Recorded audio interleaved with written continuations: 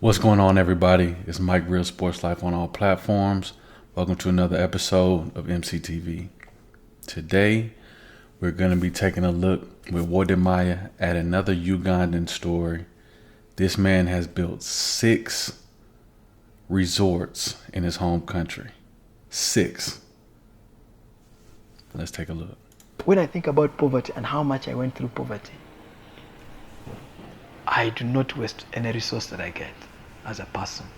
In fact, if a day of a hungry man should be a day of inspiration for him. So that time, I just thought to myself, man, just started buying first car, second car, third car. Tourists started coming, we read about you. But I now learned that if I do a good job to tourists, not everybody is going to recommend me, but most of them will. But at that time, I was doing one very important thing. I met every tourist before they left for the national parks, briefed them about their trip, and also met every tourist at the end of their trip and told them about where I've been, where I am, and where I'm going. So that one helped them buy into my vision. They buy into your vision. That's a great point. When you're starting a small business, it's so important to convey the story behind the business. Let the customer know where the inspiration for this all came from. Don't be overbearing, but be informative. Let them know how this is a manifestation of what you thought in your mind and took action to create. So we just started buy, boat. Then, of course, after some time, I said, okay, let me now go and hire a small house in an estate, small estate.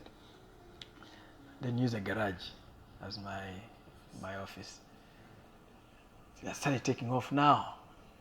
I was ready now to think about marriage because I now had enough money, I can look after family. When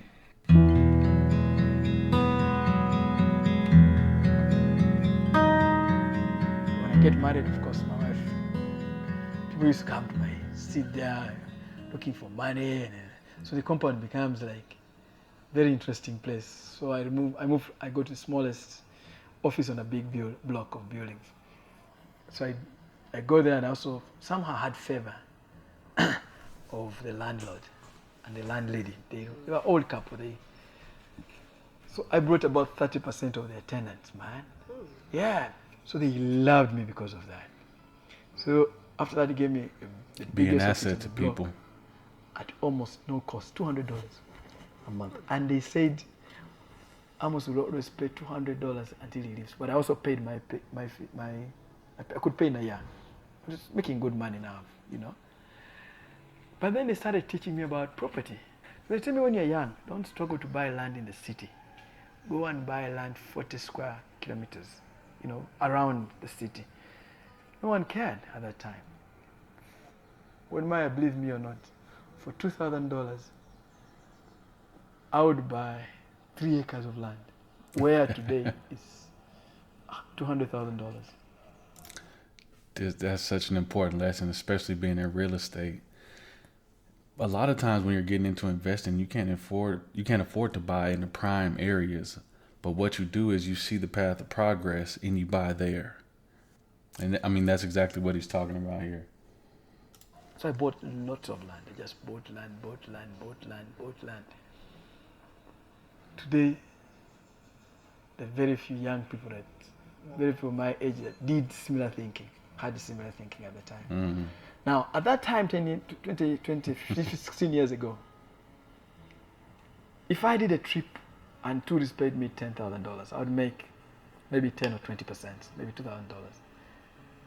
I still today, if I charge the client, I still actually, if I get $10,000 from the client, I get the same amount of money. But the value of $2,000 then could buy me what I would need to save now, very many safaris. But because I made the right decisions then, I now have a lot of value. I don't know, we're together now. So 2006, they advertised for people to build lodge in Chivali National Park. Now, that time there was no Ugandan who picked courage to do this kind of thing. So I get a Ugandan friend who was living in Holland. I give him $5,000. And I say, man, write the proposal. Call Joseph Mieti. He was very good at it. He's still very good at writing proposals. He writes a very good proposals. Now me, I'm competing with white fellows who have so much experience and but also knowledge. So we write, so they took the top 2 to the next stage, financial. And financially open when you're both there. So they take the top 2. So we got 72, the second South African company got 70. And I go in the room, I'm putting on a jean, torn, dirty. I'm here sitting with the guys who were at Uganda Life Authority at that time. And I'm here, these are Ugandans. And I'm here sitting 2 big, white, Caucasian guys. They start saying, offer this, you offer this. So I'm totaling up. I total up and I realized, boom, I've won by $2 difference. I couldn't believe what God had done. $2 difference. I hit it. Now everyone is hitting the table. The Ugandans are hitting the table that I've gotten it. They're angry that I've gotten it. The Caucasian guys are angry I have gotten it. I look at these 2 groups of people and I'm shocked. And I tell both of them, guys, I have won.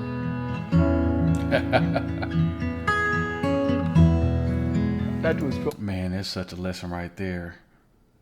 The Ugandans were upset that he won because they didn't win. And then the foreigners were upset that he won. Sometimes the people around you are, they're upset that you're winning. The only thing you can do is keep winning. January. I got the concession on 12th December. They had refused to give it to me. December there. It took 12 months from the time I'd won for them to give me a paper. Now when they gave me a paper, they said it's going to fail. And many people said, not everybody, but many people said you're going to fail. You can never build a lodge. This is something Caucasians do. I leave Kampala, man. I'm saved up. At that time, I'm 35 years old. I explained to my family, okay, I'm supposed to have built your house when I was 35, but now there's an opportunity here. So you're not going to have a home. I built a home when I'm 38. I go and spend time on the ground. I first do an environmental impact assessment. By January 2007, I'd finished. By August 15th, I'd built a tented camp. Not top end, but it also has a whole story. I can write a book about that tented camp. I give guys, I go and look for timber somewhere. I give a carpenter and what I found in the streets. The guy sold 100%, 80% of the timber, man. He brought me only 20%. I get on a bus to go and look for tents in Kenya because I did a tented camp. I bought a bus overnight. I arrived in Nairobi. I tried to go and meet guys who do canvas Nairobi. You can Google it, it's online. Recruiting. I tried to meet the boss. I look so beaten up. I'm trying to tell the receptionist I want to see the boss. I want to negotiate tents. He looks at me and says, thinks I'm a thug, man. They nearly treat me not nice, man. So somehow they allow. I meet the guy, tell him I'm going to buy tents. Sent him a design. I had to send all the money that I had for the tents at that time. I sent all the money. The guys were shocked that I could actually afford that money to pay them. Boarded the bus. Same day in the night, came back to Kampala from Nairobi, overnight. I arrived here. I got on a bus straight to Chibale National Park to start construction. So July, September. Now, meanwhile, these guys had told the guys at the time, had told these Caucasian guys that I was going to fail and they would give it to them. I was hosting my first clients on the 15th of August 2007.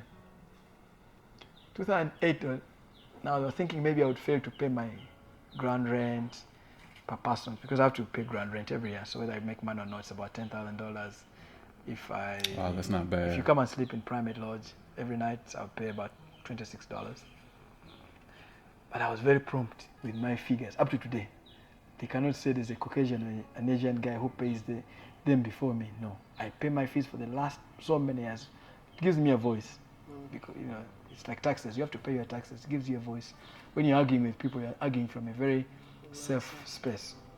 So anyway, so in 2008, they're awarding the best performers. And I was one of them, the only Ugandan, at the time. So I started getting awards, Uganda lodges.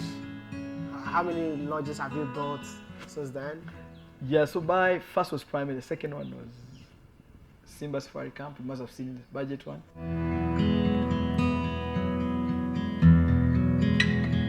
It's beautiful. These are some of, so he's trying to renovate them and make Okay.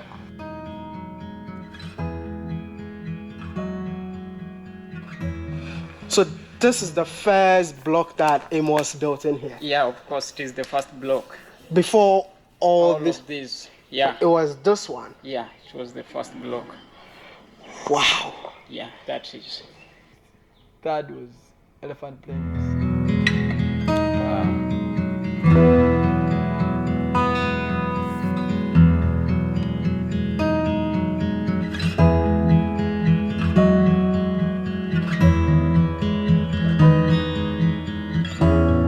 The fourth is Budonge College. Just put one in Tanzania, but I'm also not just in tourism alone now. Because of COVID, we put up a factory, me and a friend. It's worth $4.5 million. That it processes about 18 types of grains. Now we Nice. signing up a contract with Diageo to supply cornstarch, supply sorghum, supply barley. So it's what Trying out a little different format here. We're going to split this clip into two separate portions. This is going to be the end of part one. Catch you on part two.